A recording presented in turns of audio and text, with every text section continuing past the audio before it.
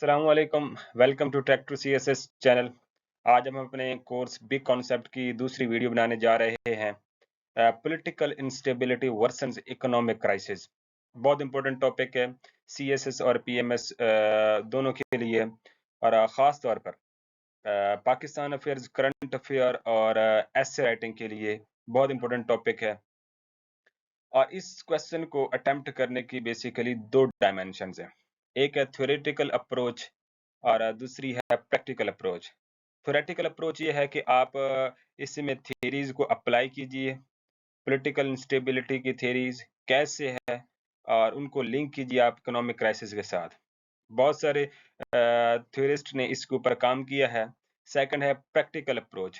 Practical approach ये है कि आपके जो इंडिकेटर्स हैं किसी भी कंट्री के अंदर, इकोनॉमिक या इंडिकेटर्स या पॉलिटिकल इंडिकेटर्स है, आप उनको कंपेयर कर देते हैं कि पॉलिटिकल स्टेबिलिटी है तो इकोनॉमिक जो आपकी ग्रोथ है वो हो रही है या नहीं हो रही, या अगर पॉलिटिकल इंस्टेबिलिटी है कंट्री के अंदर तो आपके जो इकोनॉमिक इंडिकेटर्स हैं वो आपके डाउनवर्ड हैं, डिक्रीज हो रहे हैं या इंक्रीज हो रहे हैं। इस प्रैक्टिकल अप्रोच के जरिए आप ये मेजर कर सकते हैं कि पॉलिटिकल इंस्टेबिलिटी इकोनॉमिक ग्रोथ को किस हद तक हिंडर कर रही है, या इकोनॉमिक ग्रोथ हो रही है तो पॉलिटिकल स्टेबिलिटी कंट्री में है कि नहीं है। आज हम कोशिश ये करेंगे कि थ्योरेटिकल अप्रोचेस के ज़रिए इस क्वेश्चन को सॉल्व करने की कोशिश करें, क्योंकि प्रैक्टिकल अप्रोचेस में आपको बहुत सारा मटेरियल मिल जाता है और मुख्तलिफ वेबसाइट से, गूगल वगैरह से। लेकिन थ्योरेटिकल अप्रोच में आपको बहुत कम मटेरियल मिलता है। तो कोशिश ये होगी कि आज हम ज़्यादा फोकस जो है वो थ्योरेटिकल बेसिस के ऊपर करें, और उसके बाद हम पाकिस्तान की केस स्टडी को डिस्कस करें कि पॉलिटिकल इंस्टेबिलिटी पाकिस्तान में है तो कौन से थ्योरेटिकल मॉडल को आप अप्लाई करते हैं तो आप ये सीख पाते हैं कि पॉलिटिकल इंस्टेबिलिटी जो है वो आपकी इकोनॉमिक ग्रोथ को जो है ना वो डाउनवर्ड ट्रेंड की तरफ लेकर जा रही है। इसमें सबसे पहले हम डिस्कस करते हैं इसका इंट्रोडक्शन, और इसमें हम पॉलिटिकल इंस्टेबिलिटी होती क्या है, पॉलिटिकल इंस्टेबिलिटी जो है उसके अगर वो हो, उसके इंडिकेटर्स अगर ये मौजूद हों तो वो कैसे इकोनॉमिक ग्रोथ को आपको डिस्टर्ब करते हैं। पॉलिटिकल इंस्टेबिलिटी जैसे मुराद ये है कि आप जब भी कोई चेंज गवर्नमेंट के अंदर, एग्जेक्टिव बॉडीज के अंदर, एग्जेक्टिव कॉरिडोर्स ऑफ पावर के अंदर जब भी आपको चेंज लेकर आते हैं, इधर वो नेगेटिव चेंज है या आप कहें कि वो किसी हद तक पॉजिटिव चेंज भी है, तो उसको आप पॉलिटिकल स्टेबिलिटी या इंस्टेबिलिटी कह सकते हैं। जब आप ये एक चेंज आ जाएगी और वो एक सस्टेनेबल चेंज होगी तो आप कहेंगे पॉलिटिकल स्टेबिलिटी आ गई है। इधर वो कॉन्स्टिट्यूशनल मीन से हो या अनकॉन्स्टिट्यूशनल मीन से। लेकिन जब भी आप कोई चेंज लेकर आएंगे किसी भी मीन्स और मेथड के ज़रिए, तो अगर वो पॉलिटिकल इंस्टेबिलिटी होगी, तो आप अगर वो सस्टेनेबल नहीं होगी, तो आप कहेंगे क्या वो जो पॉलिटिकल इंस्टेबिलिटी आ गई है। पॉलिटिकल इंस्टेबिलिटी जब भी आती है तो क्या होता है? सबसे पहले ये है कि वीक इकोनॉमिक पॉलिसीज़ या वीक पॉलिसी मेकिंग, आपकी जो डिसीजन मेकिंग होती है, बड़ी वीक हो जाती है। इसके ऊपर कि आपके पास बहुत सारे स्टेक होल्डर्स इन्वॉल्व होते हैं। वो स्टेक होल्डर्स अपनी एक विश लिस्ट दे रहे होते हैं। और उस विश लिस्ट को क्या करना पड़ता है, आपको पूरा करना पड़ता है। इसलिए कि आपने जो आपने पॉलिटिकल सेटअप बनाया होता है, वो एक कोलिशन गवर्नमेंट का होता है और आपने सबके इंटरेस्ट को क्या होता है वो अपने सबके इंटरेस्ट को आपने मद्देनज़र रखना पड़ता है।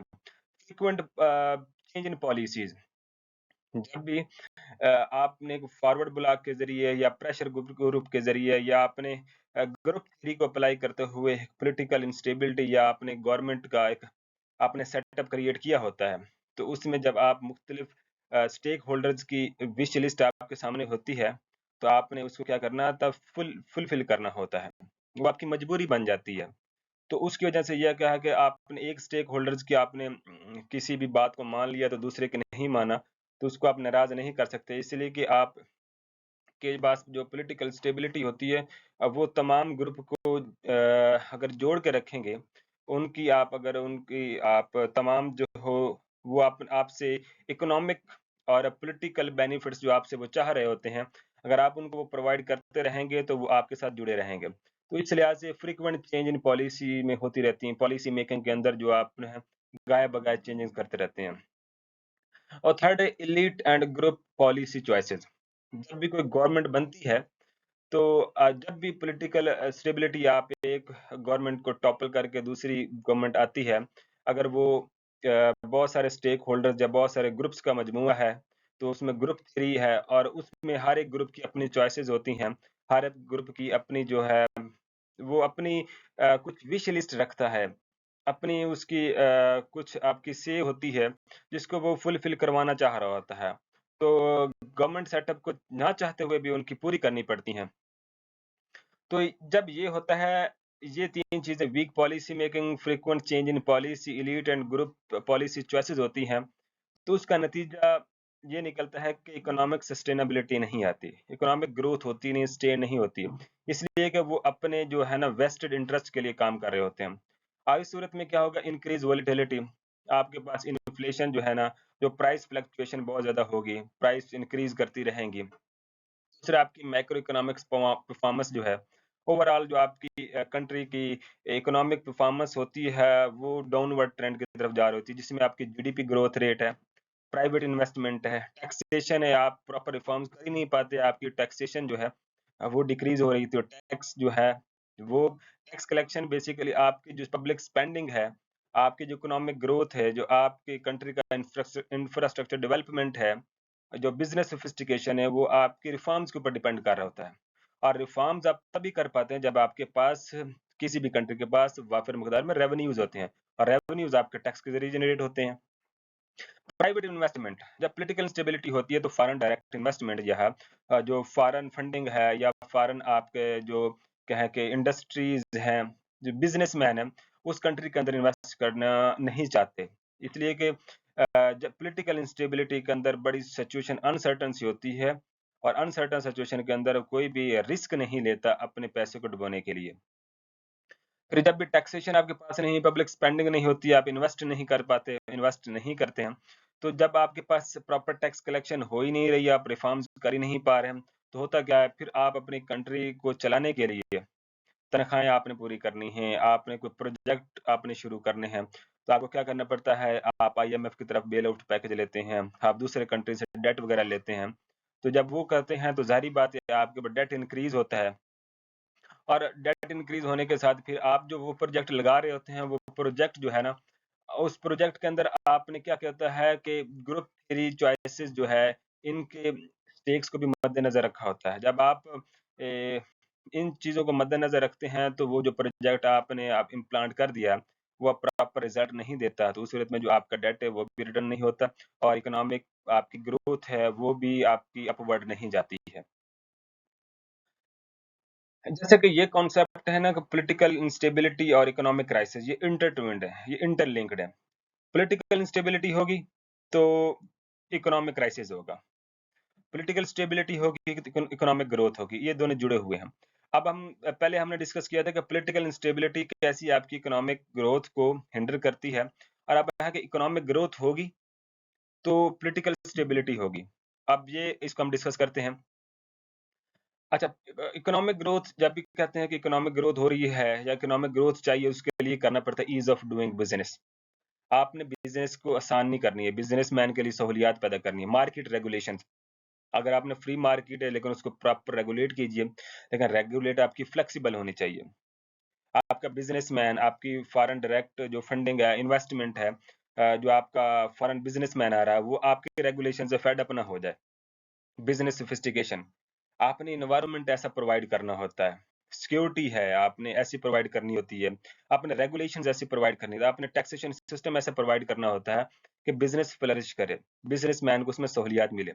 टेसिट नॉलेज, बड़ी न्यू टर्म है। टेसिट नॉलेज ये है कि एक कंट्री है, वो एक चीज़ के लिए बना है। एक कंट्री है, उसके अंदर एग्रीकल्चर पोटेंशियल ज़्यादा है। उसके अंदर इकोनॉमिक जो कल्चर है, वो एग्रीकल्चर का है। तो वहाँ पे आपके आप कहें कि एग्रीकल्चर के रिलेटेड, या एग्रीकल्चर है, डेयरी प्रोडक्ट्स हैं, वो उसका एक टेसिट नॉलेज है। अब वहाँ पे अगर आप आकर एग्रीकल्चर के ऊपर अगर इंडस्ट्री को फ़ोकस ज़्यादा देना शुरू हो जाएँगे, तो टेसिट नॉलेज को आप खराब करना शुरू कर दें, तो आपकी इकोनॉमिक ग्रोथ रुक जाएगी। आप इंडस्ट्री को भी कीजिए, लेकिन आप अपना जो टेसिट नॉलेज है, एग्रीकल्चर है ना, उसको ज़्यादा फ़ोकस कीजिए। जो कंट्रीज़ के अंदर इकोनॉमिक ग्रोथ जो है ना, इंडस्ट्रीज़ के ऊपर डिपेंड करती है, ज़्यादा। तो वहाँ पे अगर आप एग्रीकल्चर को ज़्यादा प्रमोट करना शुरू कर देंगे और इंडस्ट्री को अंडरमाइन करेंगे, तो आप अपना टेसेट नॉलेज जो है ना उसको खराब करेंगे। ये आपकी कंट्री का इंडिजिनस नॉलेज होता है, ये कल्चर होता है, ये आप इकोनॉमिक कल्चर होता है, इसको आपने फॉलो करना होता है। अब पाकिस्तान के अंदर आप कहें कि टेसेट नॉलेज हमारा जो है, वो एग्रीकल्चर के अंदर ज़्यादा है। लेकिन हम एग्रीकल्चर को इतना हम फ़ोकस ही नहीं कर रहे, हम उसमें रिफ़ॉर्म्स नहीं लेकर आ रहे हैं और एग्रीकल्चर जो प्रोग्रेसिव फार्मिंग के लिए हम उसमें रिफ़ॉर्म्स ही नहीं कर रहे हैं, तो हमारे लिए ये इकोनॉमिक ग्रोथ को हिंडर कर रहा है। फिर आपकी एजुकेशन जो स्किल है, ये बहुत इम्पोर्टेंट है। आपका फार्मर प्रोग्रेसिव फार्मर जो है, वो अगर पढ़ा-लिखा नहीं है, अगर आपके फैक्ट्री वर्कर जो हैं पढ़े-लिखे नहीं हैं, अगर आप उसमें वैल्यू एडिशन नहीं कर रहे, जब आपके पास स्किल्स और एजुकेशन होगी, तो आप एग्रीकल्चर के अंदर वैल्यू एडिशन कर सकते हैं, वैल्यू एडेड कर सकते हैं। ये कि आप रॉ मटेरियल को आप एक्सपोर्ट करते हैं, एग्रीकल्चर का आप गंदम को एक्सपोर्ट करते हैं, लेकिन आपको इसको फिनिश्ड गुड के अंदर आप इसको कन्वर्ट करके जब हम आप इसको स्किल्स के ज़रिए हम इसको एक्सपोर्ट करेंगे, तो हमारी मार्केट फ्लरिश होगी, हमको ज़्यादा पैसे मिलेंगे। अब ये आपकी इकोनॉमिक ग्रोथ के इंडिकेटर्स हैं। अब ये किसके ऊपर डिपेंड कर रहे हैं? इन चीज़ों के ऊपर डिपेंड कर रहे हैं। एफिशिएंट गवर्नमेंट पॉलिसीज़ के ऊपर, मार्केट फैसिलिटीज़ जो आप प्रोवाइड करते हैं, flexibility in rules and regulations के ऊपर, फ्लेक्सिबिलिटी इन टैक्सेशन सिस्टम के ऊपर एंड रेगुलेशंस ऑफ फर्म्स के ऊपर, प्रायोरिटी एंड चॉइसेस आपकी बड़ी इंपॉर्टेंट है। आपने प्रायोरिटाइज़ करना है, आप हमने क्या काम करना है, पहले क्या करना है, किसमें हमारा ज़्यादा बेनिफिट है, कंट्री का ज़्यादा बेनिफिट किसमें है। Best allocation of resources resources allocate करने हैं, लेकिन उन प्रोजेक्ट में करने हैं जिसमें आपको ज़्यादा बेनिफिट हो, आपका ज़्यादा फ़ायदा हो। ये नहीं कि आप उन उन आप प्रोजेक्ट में लगा दिए जिनमें आपका बेनिफिट है ही नहीं है, तो वो आपकी बेस्ट एलोकेशन तो नहीं। रेशनल डिसीजन मेकिंग, हमने डिसीजन मेकिंग के ऊपर कहा था कि आपकी डिसीजन मेकिंग रेशनल होनी चाहिए जिसमें कंट्री का फ़ायदा हो। किसी भी स्टेक होल्डर्स की विश लिस्ट के ऊपर आपने या प्रेशर ग्रुप की विश लिस्ट के ऊपर आपने काम नहीं करना होता। अब ये अब अब ये सारी चीज़ें किस चीज़ के ऊपर डिपेंड करेंगी? ये आपकी पॉलिटिकल स्टेबिलिटी, इकोनॉमिक ग्रोथ आपकी डिपेंड करेगी पॉलिटिकल स्टेबिलिटी। जब भी पॉलिटिकल स्टेबिलिटी होगी, सफिशिएंट टाइम होगा, एप्रोप्रिएट एनवायरनमेंट आप प्रोवाइड करेंगे, आप पॉलिसीज़ फ्रेम करेंगे, किसी की विश लिस्ट को मद्देनज़र रखे बगैर, आप किसी की प्रायोरिटीज़ या इंटरेस्ट को मद्देनज़र रखे बगैर, आप अपनी कंट्रीज़ और उस कंट्रीज़ के अंदर आपने इकोनॉमिक ग्रोथ कैसे हो सकती है, उस चीज़ को मद्देनज़र रखते हुए अगर आप पॉलिसीज़ फ्रेम करेंगे, आप डिसीजन मेकिंग करेंगे, रेशनल डिसीजन मेकिंग करेंगे, तो पॉलिटिकल इंस्टेबिलिटी जो है, वो आपकी इकोनॉमिक ग्रोथ को क्या करेगी? आप इंक्रीज़ करेगी। और यहाँ पे अगर आपकी इकोनॉमिक क्राइसिस होगा, तो ये सारी चीज़ें नेगेटिव होंगी, ये नेगेटिव होगा और अल्टीमेटली यहाँ पे आपका पॉलिटिकल इंस्टेबिलिटी होगा। नेक्स्ट अब हम मैंने आपको पहले भी कहा था कि हम थ्योरेटिकल मॉडल के ज़रिए इस क्वेश्चन को डिस्कस करेंगे। Does political instability affect economic growth? इसमें जो पहला मॉडल है वो हमने डिस्कस किया है रिस्क एवर्स इकोनॉमिक मॉडल। इसमें क्या होता है कि political instability produce unstable government. Unstable government political instability होगी तो आपको क्या होता है अनस्टेबल गवर्नमेंट होगी। अनस्टेबल गवर्नमेंट होती है तो क्या होता है कि वो मल्टीपल जो फ्रंट्स होते हैं, जो आपके प्रेशर ग्रुप्स होते हैं, फॉरवर्ड ब्लॉक होते हैं, कोalition गवर्नमेंट बनाई हुई है तो आपके डिफरेंट स्टेक होल्डर्स हैं। आप तो उनको क्या उनका प्रेशर बर्दाश्त नहीं कर पाते। जब प्रेशर बर्दाश्त नहीं करते तो रिजल्ट्स क्या निकलते हैं अनस्टेबल गवर्नमेंट जो है ना वो बोल्ड स्टेप जो है इनिशि इनिशिएटिव्स जो हैं आपके वो रिस्क है, डी रिस्क है, री रिस्क है, इन चीज़ों को ले ही नहीं पाते। वो रिफॉर्म्स ही नहीं कर पाते। रिस्क ही नहीं लेते। जब आप रिस्क लेंगे नहीं तो आपका इकोनॉमिक ग्रोथ कैसे होगी? नहीं हो सकती। तो पहला मॉडल ये है। दूसरा मॉडल है does political instability affect economic growth का gross man examination of revolution. ये दूसरा मॉडल है। इसमें इसकी बेसिकली 2 अप्रोचेज़ हैं। एक where rulers are relatively weak जहाँ आपके इक़्तिदार के बैठे हुए लोग जो हैं या आपके जो गवर्नमेंट है वो वीक है। तो citizens are more motivated to take part in revolutionary activities. वो आपकी पॉलिटिकल एक्टिविटीज़ में ज़्यादा इन्वॉल्व होंगे। तो ये क्या करती है? ये पॉलिटिकल इंस्टेबिलिटी क्रिएट करती है।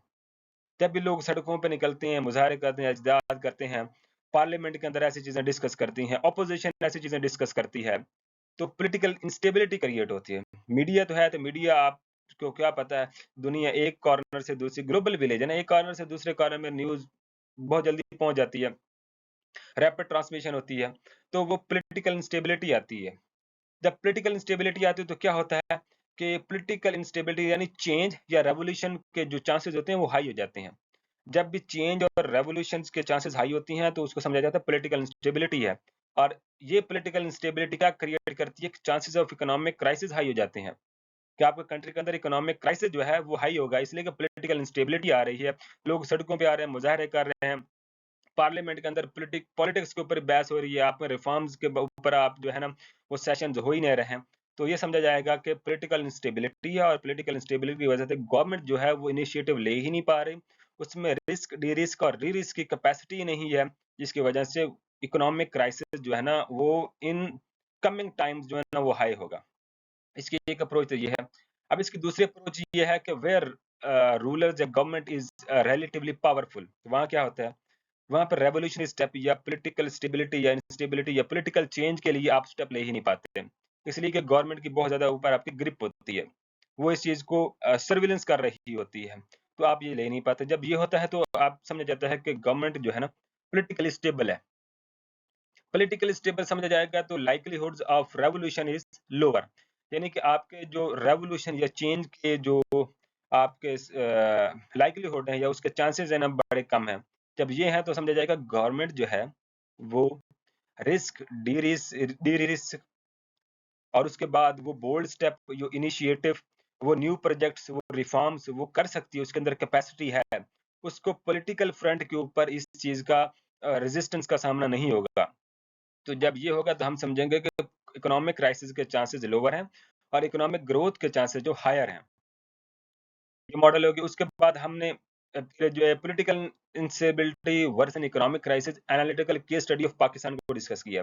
अब ये 3 मॉडल जो है ना हमने पाकिस्तान के ऊपर अप्लाई किए हैं।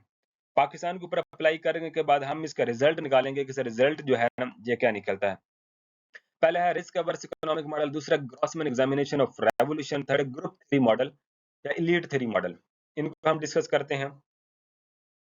इसमें सबसे पहले रिस्क अवर्स इकोनॉमिक मॉडल, इसको हमने डिस्कस किया है।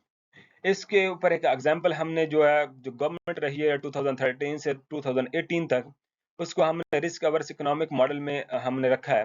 उसमें यह है कि ये कन्वेंशनल गवर्नमेंट थी, ट्रेडिशनल गवर्नमेंट थी। गवर्नमेंट ने रिफॉर्म्स के ऊपर काम नहीं किया, बल्कि इंफ्रास्ट्रक्चर के ऊपर ज़्यादा काम किया, रोड्स वगैरह, ब्रिजेस वगैरह हैं, कंस्ट्रक्शन के ऊपर ज़्यादा काम किया है। ये बोल्ड स्टेप को लेने से अवॉइड कर रही थी ये गवर्नमेंट, मतलब कि रिस्क और री रिस्क, डी रिस्क, रिफॉर्म्स के ऊपर बोल्ड स्टेप नहीं लिए, बल्कि कन्वेंशनल गवर्नमेंट के तौर पर काम किया है। तो इन्होंने कन्वेंशनल तौर पर काम किया, तो उसका ये नतीजा निकला है कि इन्होंने इकोनॉमिक रिफॉर्म्स या इकोनॉमिक प्लानिंग, जो आपके 5 ईयर प्लान्स या 10 ईयर प्लान्स जो होते हैं, उसको उन्होंने बॉदर नहीं किया, उसके ऊपर तवज्जो नहीं दी है, और कन्वेंशनली चलती रही है। तो रिस्क अवर्स इकोनॉमिक मॉडल ये था। सेकंड है ग्रॉसमैन एग्जामिनेशन ऑफ रेवोल्यूशन। ये जो 2018 से 22 तक गवर्नमेंट रही है, इसमें लीडरशिप किसी हद तक स्ट्रांग रही है, लेकिन गवर्नमेंट बड़ी वीक थी। गवर्नमेंट के अंदर बोल्ड स्टेप ले ही नहीं पाई है। रिस्क टेकिंग गवर्नमेंट थी, लेकिन ये कि हंग पार्लियामेंट थी।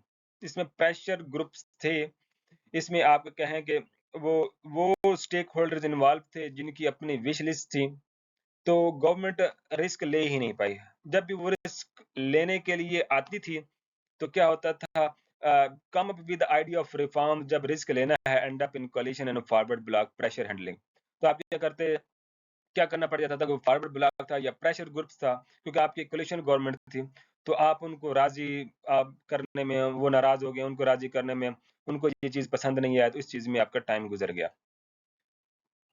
उसका नतीजा क्या निकला?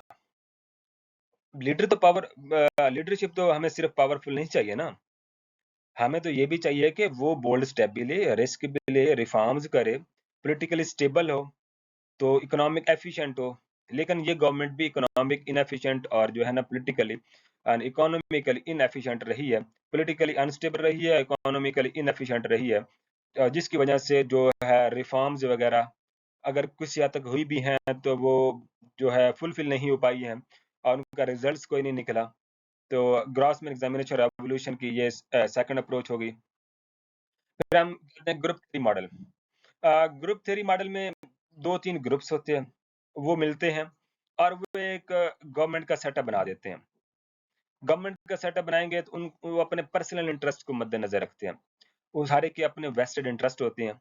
जब भी वेस्टेड इंटरेस्ट होते हैं तो उनकी जो पॉलिसी चॉइसेस होती हैं, जो दोनों की पॉलिसी चॉइसेस वो अपने आप को सिंक करते हैं, तो उनकी कॉमन पॉलिसी चॉइसेस होती क्या है? बार्गेनिंग करना, नेगोशिएशन करना, किसके लिए करना? अपने वेस्टेड इंटरेस्ट के लिए। तो इसके नतीजे में जो पॉलिसी बनेगी, पॉलिसी फॉर्मुलेशन एंड इम्पोजिशन होगी, पहली बात है वो अपना पर्सनल इंटरेस्ट देखेंगे। फिर पर्सनल इंटरेस्ट को देखते हुए वो पॉलिसी चॉइसेस उनके पास होंगी। फिर पॉलिसी चॉइसेस में वो कौन-कौन सी चीज़ें मद्देनज़र रखेंगे, नेगोशिएशन करेंगे आपस में और बार्गेनिंग करेंगे। और बार्गेनिंग करने के बाद वो पॉलिसी फॉर्मुलेशन करेंगे।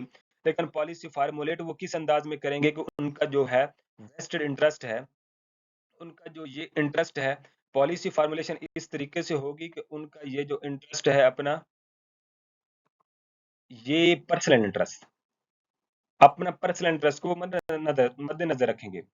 और उनकी पॉलिसी फॉर्मुलेशन, डिसीजन मेकिंग का सारा दारोमदार किसके ऊपर होगा, डिपेंडेंसी किसके ऊपर होगी कि हमारे जो वेस्टेड इंटरेस्ट है, हमारे जो पर्सनल इंटरेस्ट है, वो सिक्योर हो जाए। ये ग्रुप थ्योरी मॉडल या लीड थ्योरी मॉडल आप इसको कहते हैं। अब इसकी unstable government fail to complete economic projects. ये प्रोजेक्ट्स थे कुछ गवर्नमेंट ने स्टार्ट किए थे, लेकिन पॉलिटिकली इनस्टेबल थी, स्टेबल नहीं थी, जिसकी वजह से ये प्रोग्राम जो है, अभी तक जो है इनका रिजल्ट जो है सफिशिएंट रिजल्ट नहीं आए। उसमें आपका पहला कौन-सा है?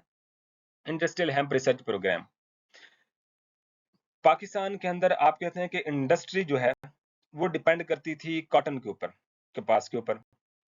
पाकिस्तान में पंजाब में ज़्यादातर कपास पैदा होती थी, लेकिन ह्यूमिडिटी जो है ना वो इस अरसे के दौरान एटमॉस्फेयर की वजह से, क्लाइमेट चेंज की वजह से ह्यूमिडिटी इंक्रीज़ हो गई। ह्यूमिडिटी इंक्रीज़ हुई तो क्या हुआ कि ह्यूमिडिटी इंक्रीज होने के साथ ही कपास की जो पंजाब के अंदर पैदावार कम हो गई। तो इस इश्यू को टैकल करने के लिए हेम्प जो है वो स्टार्ट किया गया program, industrial hemp research program, कि हम जो इंडस्ट्री को ना हेम्प के जरिए अपनी बूम दे सकें, बूस्ट अप कर सकें। लेकिन ये प्रोजेक्ट अभी तक जो है ये लिम्बो पे चल रहा है, इसमें अभी तक सफिशिएंट रिजल्ट नहीं है। दूसरा स्टेट लैंड डिजिटाइजेशन, ये प्रोजेक्ट शुरू किया गया था कि जो रियासत की ज़मीन पड़ी है, वो गवर्नमेंट अपने कब्ज़े में ले, उसके अंदर रिफॉर्म्स करे, कारपोरेट फार्मिंग करे, एग्रीकल्चर करे और इकोनॉमिक और उसके साथ ही क्लाइमेट चेंज को ग्लोबल वार्मिंग और क्लाइमेट चेंज को टैकल करने के लिए उन इलाकों के अंदर जो है ना अर्बन जो है प्लांटेशन जी है, अ, अर्बन प्लांटेशन की जाए और उसमें आपके जंगलात लगाए जाएँ। और जो शहरों के अंदर ज़मीन है, उसमें हमने जापान से एक टेक्नोलॉजी ली थी मायावाकी अर्बन प्लांटेशन। तो उसको हम क्या है मायावाकी अर्बन प्लांटेशन की जाए शहरों के अंदर, ताकि उससे क्या है कि ग्लोबल वार्मिंग और क्लाइमेट चेंज इश्यूज़ को हम जो है ना टैकल कर सकें। फिर पीस गैस पाइपलाइन प्रोजेक्ट, हर किसी को पता है कि ये प्रोजेक्ट जो ईरान और पाकिस्तान का एक प्रोजेक्ट था, जो अभी तक कंप्लीट नहीं हो सका अभी तक। China Pakistan economic corridor third phase of agriculture. China और पाकिस्तान का जो एग्रीकल्चर सी पैक है और सी पैक के जो है प्रोजेक्ट के अंदर जो एग्रीकल्चर का थर्ड फेज़ था, उसमें ये था कि चाइना जो हमें हमें हाइब्रिड जो सीड्स हैं, हाई क्वालिटी सीड्स हैं, वो प्रोवाइड करेगा और जिसमें राइस होगा और इसका दूसरे भी सीड्स होंगे वो प्रोवाइड करेगा। हम उसका एक्सपेरिमेंट करेंगे और चाइना की हेल्प के साथ और हम इसके तबादले में हम ये करेंगे कि हम जो प्रोडक्शन करेंगे, हम चाइना को एक्सपोर्ट करेंगे। क्योंकि चाइना की बहुत बड़ी आबादी है, उसको ज़रूरत है इस चीज़ की, वो खुद भी प्रोड्यूस करता है, लेकिन उसकी हम जो है पाकिस्तान जो है, वो अपने हाई क्वालिटी यील्ड जो पैदा करेगा, हाइब्रिड सीड्स के ज़रिए, हाई क्वालिटी सीड्स के ज़रिए, वो हम चाइना को प्रोड्यूस करेंगे। चाइना को हम क्या करेंगे, एक्सपोर्ट करेंगे। और उसके लिए 2-3 झेलम का इलाका और जो है आपका स्वाबी का और चारसदा का, इसमें आपके किसी हद तक जो है चावल की जो है ना फसल लगाई भी गई, लेकिन उसको एट मैसिव लेवल के ऊपर, कंट्री वाइड लेवल के ऊपर नहीं किया गया। और काफ़ी अरसे से जो सी पैक है उसके ऊपर जो ग्रोथ हो रही है, या सी पैक के तनाजुर में हमने जो एग्रीमेंट साइन किए हुए थे, वो बहुत स्लो हो गए हैं। तो इस वजह से ये प्रोजेक्ट भी किसी हद तक जो है ना वो सफिशिएंट रिजल्ट नहीं दे रहा। फिर है पाकिस्तान जियो इकोनॉमिक पॉलिसी। हम एक अरसे तक जो है ना, हम स्ट्रेटेजिक पॉलिसीज़ जो है ना, वो अपनाते रहे हैं। हमारी फॉरेन पॉलिसी जो है ना, इकोनॉमिक पॉलिसी, हमारी फॉरेन पॉलिसी जो है ट्रिगर्ड बाय जो है ना, वो इकोनॉमिक पॉलिसीज़ नहीं रही हैं। हम स्ट्रेटेजिक पॉलिसीज़ की तरफ जाते रहे हैं। हमारे कंट्रीज़ के अंदर कुछ ऐसा एनवायरनमेंट रहा है कि हम इकोनॉमिक पॉलिसीज़ जो है, फॉरेन डायरेक्ट इन्वेस्टमेंट जो है, फॉरेन अट्रैक्शन जो है, बिज़नेस सोफिस्टिकेशन जो है, वो हासिल नहीं कर पाए थे। तो फिर हमने पाकिस्तान जियो इकोनॉमिक पॉलिसी बनाई कि हमारा कोर जो होगा, सेंटर जो होगा हमारा, वो हम इकोनॉमिक पॉलिसीज़ रखेंगे। लेकिन ये भी इसके रिज़ल्ट्स भी हमारे पॉज़िटिव रिज़ल्ट नहीं आए हैं। फॉरेन इन्वेस्टमेंट अभी तक हमारे पास नहीं पहुँची है, बिज़नेस सोफिस्टिकेशन नहीं हुई है। हम अभी भी आईएमएफ बेल आउट पैकेज के ऊपर चल रहे हैं। तो ये जो हमने प्रोजेक्ट स्टार्ट किए थे, ये प्रोजेक्ट सफिशिएंट रिज़ल्ट अभी तक नहीं दे पाए। फिर हमने अपने आंसर को मुख्तलिफ एंगल से हमने उसको क्या करना है, प्रूव करना है। हम उन्होंने उसको क्या करना है, रेफरेंसेस देने हैं। तो हमने एक रेफरेंसेस आपके सामने पेश किया है, indicator of business confidence in Pakistan. तो पाकिस्तान में अंदर बिज़नेस कॉन्फिडेंस किस हद तक है? Pakistan business confidence had decreased to -4% versus +17% in previous wave. Previously जो हमारा जो 17% था, पॉज़िटिव था, लेकिन अब हमारा 4% नेगेटिव हो गया है। ड्यूरिंग द 6 मंथ जो है वो हमारे लास्ट 6 मंथ में हमारा जो बिज़नेस कॉन्फिडेंस है वो 21% तक हमारा क्या हो गया है, डिक्रीज़ हो गया। अब ये रिपोर्ट किसने दी है? ये रिपोर्ट दी है overseas investment chamber of commerce industry ने, और इसमें कहता है पाकिस्तान का बिज़नेस जो है 37% डिक्रीज़ हो गया है। सिटी बिज़नेस जो है ना 51% डिक्रीज़ हो गया है। इंडस्ट्री बिज़नेस जो है 44% डिक्रीज़ हो गया है, और कंपनी बिज़नेस जो है ना 37% डिक्रीज़ हो चुका है। अब ये आपके रेफरेंसेस हैं, सोर्सेज़ हैं जिनको आप ऐड कर सकते हैं। उसके बाद अब हद तक कंक्लूजन क्या है? अब हमने इसके दोनों फ्रंट को किसी हद तक टच किया, लेकिन थ्योरेटिकल मॉडल को ज़्यादा टच किया है कि पाकिस्तान के पास अगर बिज़नेस सोफिस्टिकेशन चाहिए, बिज़नेस अट्रैक्शन चाहिए, तो आपकी फ़ॉरेन पॉलिसी इस डायरेक्शन में होनी चाहिए कि वो आपका फ़ॉरेन पॉलिसी इस तनाज़ुर में होनी चाहिए कि आप लगेगा कि कंट्री सिक्योर्ड है, उसके अंदर टैक्सेशन नेटवर्क अच्छा है, उसके अंदर रिफ़ॉर्म्स हैं, उसके अंदर टैक्सेशन फ्लेक्सिबल है, उसमें रूल्स और रेगुलेशन बड़े फ्लेक्सिबल हैं, और बिज़नेसमैन और फॉरेन डायरेक्ट फंडिंग और फॉरेन डायरेक्ट इन्वेस्टमेंट जो कर रहा है, और उसको बिल्कुल एक वाज़ेह है, आईने की तरह वाज़ेह है कि उसने किससे टॉक करनी है, किससे कम्युनिकेट करना है, किसके साथ नेगोशिएट करना है। अगर उसके साथ कॉन्फ्लिक्ट आता है, तो किसके साथ उस किसके साथ नेगोशिएशन करनी है, ये वाज़ेह होना चाहिए। दूसरा ये है कि कंट्री के अंदर जो है ना जो सिविलियन इंस्टीट्यूशन का एक क्राइसिस डायलेमा चल रहा है। सिविलियन इंस्टीट्यूशन के पास पावर कम है, वो पावर को यूटिलाइज़ नहीं कर पाते, यूटिलाइज़ करने के बाद रिफ़ॉर्म्स नहीं हो पाती, और उनके ऊपर प्रेशर इतना ज़्यादा है कि वो रिफ़ॉर्म्स कर ही नहीं पाते। और फिर हमारा पॉलिटिकल जो हमारी इकोनॉमिक क्राइसिस है, वो इस वजह से भी है कि हमारे सिविलियन इंस्टीट्यूशन के अंदर जो कल्चर प्रमोट हो रहा है, वो कल्चर करप्शन का है, नेपोटिज़्म का है, फेवरेटिज़्म का है, तो वो चीज़ें जो है ना, आपको चीज़ें फेवरेटिज़्म से निकल कर, करप्शन से निकल कर, जो ना ट्रांसपेरेंट चीज़ें हैं जो है ना, फेयरनेस के साथ नहीं करते नहीं हैं या करने नहीं दी जाती। दोनों चीज़ें हो सकती हैं। तो उसकी वजह से ये मसाइल पैदा हो रहे हैं। आपका कंट्री की एक्सपोर्ट-इम्पोर्ट जो डिपेंड करती है, वो 2 चीज़ों के ऊपर कर रही है। एक आपकी फॉरेन पॉलिसी के ऊपर, और आपकी एक प्रोडक्शन के ऊपर। जब आपकी फॉरेन पॉलिसी ऐसी होगी जिसके अंदर आप बिज़नेस को अट्रैक्ट करेंगे, आपके दूसरे कंट्रीज़ के साथ आपके रिलेशंस ऐसे होंगे कि वो आपके साथ एक्सपोर्ट-इम्पोर्ट जो है, वो जो बिज़नेस रिलेशंस हैं, जो कमर्शियल रिलेशंस है वो बनाना चाहते होंगे, जब उनको पता चलेगा कि यहाँ पे बिज़नेस के लिए अपॉर्च्युनिटी अवेलेबल है, तो वो करेंगे। और फिर प्रोडक्शन हमारी कंट्री के 2 चीज़ों के ऊपर डिपेंड करेगी, एक एग्रीकल्चर प्रोडक्शन है, और एक इंडस्ट्री प्रोडक्शन है। एग्रीकल्चर के अंदर तो प्रोग्रेसिव फार्मिंग के लिए अभी तक जो खातिर रिफॉर्म्स नहीं की गई, और इंडस्ट्रियलाइजेशन के लिए कुछ प्रोजेक्ट जो हेम्प रिसर्च प्रोजेक्ट शुरू किया गया था, और कारपोरेट फार्मिंग के कुछ प्रोजेक्ट शुरू किए गए हैं, लेकिन वो प्रोजेक्ट अभी तक कुछ सफिशिएंट रिजल्ट नहीं दे पाए हैं। तो अब कंट्री के 2 चीज़ें इम्पोर्टेंट है आपकी। एक तो आपका टेस्ट नॉलेज है, एग्रीकल्चर बहुत इम्पोर्टेंट है, उसमें आपकी वैल्यू एडिशन कीजिए। आप रॉ मटेरियल आप एक्सपोर्ट करने के बजाय रॉ मटेरियल को आप फिनिश्ड गुड्स में आप ट्रांसफ़र करेंगे, कन्वर्ट करेंगे और उसके ज़्यादा आप उसको एक्सपोर्ट करेंगे तो आपको ज़्यादा मिलेगा।